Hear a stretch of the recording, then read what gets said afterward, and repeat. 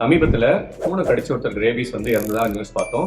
இதை பார்த்த உடனே முதல்ல எல்லாருக்கும் தோண டவுட், பூனை கடிச்சா ரேபிஸ் வருமா, நாய் கடிச்சா மட்டும் தான் வரும் அப்படின்னு சொல்லியிருக்கோம். ரேபிஸ் பற்றிய முக்கியமான விஷயங்களுக்கு இந்த வீடியோ ஃபுல்லாக பாருங்க. ரேபிஸ் அப்படின்றது நாய் மட்டும் கிடையாது, பூனை, குதிரை, மாடு, பன்றி, குரங்கு இந்த மாதிரி எந்த பாலூட்டி கடிச்சாலும் அந்த சலைவால நமக்கு ரேபிஸ் வைரஸ் இருந்தால் நமக்கு ரேபிஸ் வியாதி வரதுக்கு நிறைய வாய்ப்பு இருக்கு. இந்த வியாதியை பொறுத்த மட்டும் ஆண்டுக்கு பல ஆயிரக்கணக்கான மக்கள் இறக்குறாங்க.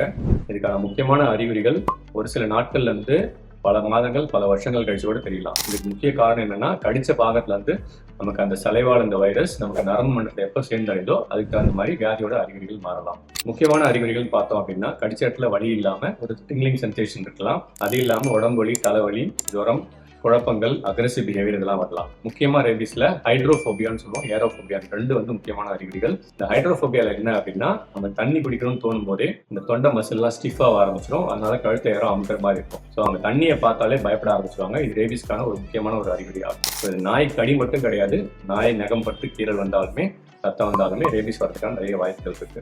ஸோ ரேபிஸை டயக்னோஸ் பண்றதுக்கு தனியாக டெஸ்ட் எதுவுமே கிடையாது. கிளினிக்கல் ஹிஸ்டரியும் சிம்டம்ஸ் வச்சு தான் டயக்னோஸ் பண்ணுவோம். அட் த சேம் டைம் இது வரைக்கும் வியாதி வந்ததுக்கு அப்புறம் ட்ரீட் பண்ணுறதுக்கான எந்த மருந்துகளும் கிடையாது. அதனால மார்டாலிட்டி ஆல்மோஸ்ட் 100% இல்லை. இந்த வியாதி 100% வேக்சின் ப்ரிவென்டபிள் டிசீஸ். இதனால நாய்க்கடி மற்றும் கீரல் இந்த மாதிரி எந்த சிம்டம்ஸ் இருந்தாலும் முறையாக வேக்சின் போட்டுட்டு இந்த வியாதியிலிருந்து பாதுகாத்துக்கிறது ரொம்ப முக்கியம்.